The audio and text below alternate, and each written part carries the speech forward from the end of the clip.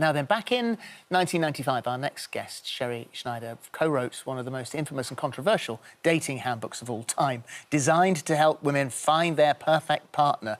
The rules included advice such as never talk to a man first and never show him you're interested. Well, it quickly became an international bestseller, with Beyonce admitting it worked for me, while Blake Lively was rumoured to have used the rules to ensnare Leonardo DiCaprio. But with an updated version due to hit the shelves later this year, do the rules really translate to 2023? Well, co-author Sherrie Schneider joins us now. Sherrie, it's lovely to chat to you this morning. So you co-wrote this. This was with your friend Ellen, and actually the whole thing was born out of many dinner conversations, chatting together, noticing the women that were meeting and keeping men, and this is where this came out of. Yes, we were like sociologists in New York City. This was before Sex and the City. We noticed that women that chased men or were too available got dumped, and the ones that were hard to get got husbands. And so, at the time, in 1995, I mean, there was a lot of criticism, even then, saying that, that it was encouraging women to essentially toy with men. Well, some people said that it wasn't feminist, but we believe that feminism is about equal work, equal pay for equal work. That has nothing to do with dating. Dating is completely biological. Men love a challenge. They need to pursue. You need to be hard to get. I guess there's some people that would have been looking back at it originally in 95 and say, well, yeah, OK, fine, but we've moved on a long way since then, and some of the things seem slightly outdated. Rules that include things like don't stare at men or talk too much, don't accept a Saturday night date after Wednesday, stop dating him if he doesn't buy you a romantic gift for your birthday on Valentine's Day. Do you think those things still work now? Are they still as important?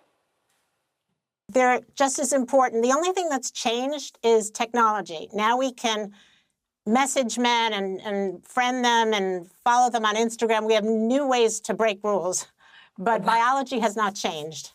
We still need to be pursued. Men need to chase us, or it doesn't work. So how has social media changed the dating scene?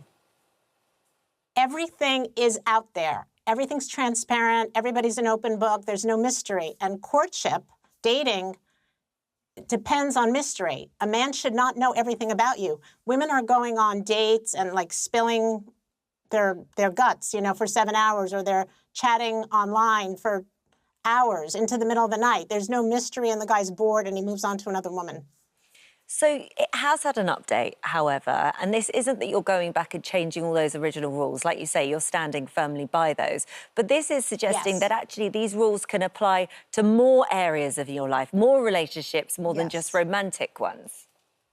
Yes, we believe that if you're a sensitive person, somebody that gets easily hurt by your mother-in-law, by your sister, by your coworker, you need to do the rules. You need to get busy, pull back, don't confront people. We live in a very confrontational society where people call each other out and say, hey, I can't believe you didn't call me.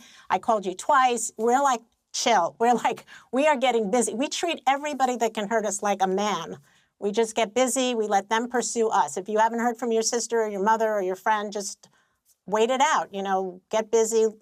Just look to the left and look to the right. Whoever wants you is on the left or your right. You don't make things happen. We don't force anything. The rules are spiritual in that way. What about going out for the first meal and who pays the bill, splitting the bill, stuff like that? Yeah, he pays. If he wants you to pay, he doesn't like you. Not romantically, he doesn't like you. But what about if he's money. thinking, out of respect, I'm not going to assume that you want me to pay for you because you are the strong female that earns your own money, that actually it would be disrespectful to suggest that I'm going to pay for you? I mean, because there is that element of it now for a man where they might be second-guessing themselves because they might go, oh, God, what do I do here now? Okay, if they're thinking about the bill or they're thinking about respect, they're not thinking about you in a romantic way.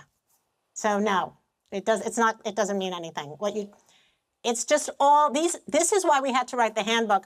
Women are being fed lies, bad advice, telling them to call men, pursue them, pay, travel. It's all bogus. It doesn't work. And so it's like telling a woman, eat all you want and lose weight. We don't buy it. Dating has to be disciplined. He pursues you. He pays. He picks the place. He does all the work. And so the updated 2023 version, give us some of the key points that you've updated. Well, one of the things we talk about is you have a higher self and you have a lower self. Your higher self is letting people pursue you, not being desperate. Lower self is desperate.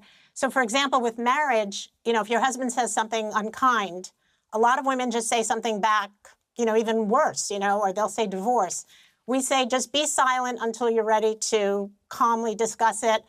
You know, George Clooney says he and Amal have never had a fight, and I believe it, not because they're rich and they could, you know, pay their way through all their problems, but because they live like higher self. They're philanthropists, they're about peace, harmony, contributing to society, whereas people that fight, you know, couples that fight, they're lower self, they're selfish, they're petty, they have to get the last word in. We're not about that. So we'd rather be diplomatic. We're not being doormats, we're being diplomatic.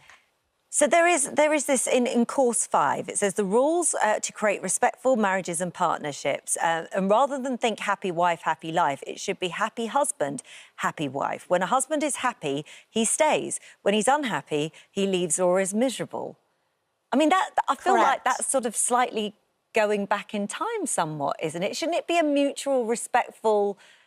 Both people should be happy for a happy life, not just one. Yes, both people should be happy, but we're writing this book for women, and so many women, we have clients, and, you know, many of them are in the UK, they get married, and suddenly they want another house, or they want a bigger car, or they just become insatiable with other things, or they don't like his mother, and they refuse to have anything to do with her. Whatever it is, they're just out of control, and we're saying, if you want to be in a happy marriage, think about your husband's needs, like what does he want? You know, maybe he's social, maybe he loves his mother. You should meet with his mother more often. Too many women are all about themselves. They're thinking about Botox and tummy tucks and the housewives and handbags, designer handbags. It's like it's not about that.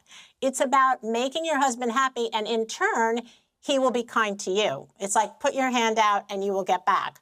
It's too much selfishness in marriages. It's like, what can I get? No, it's what can you give? The wonderful thing about human beings is that we're all so very different, and the mix of humans on the planet, who gets together, who doesn't get together. I mean, you can't do one-size-fits-all relationships, can you?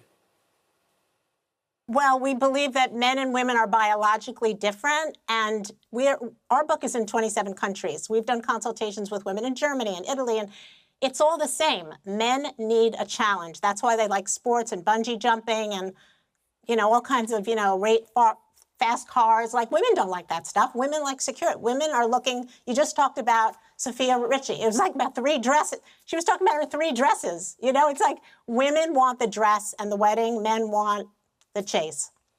Do you think this is going to be as controversial as the last one? I mean, it's the truth. The truth isn't popular, but it is the truth. If you want to listen to fantasies, you know, you can go online and see guys tell you, or, you know, coaches tell you, call men, ask them out, see how their mother is. It's like it's all lies. I mean, if you want the truth, do the rules. If you want something else, it's a free country. Do whatever you want, but this is the truth about dating and marriage. The rumour is that Meghan Markle used the rules with Prince Harry.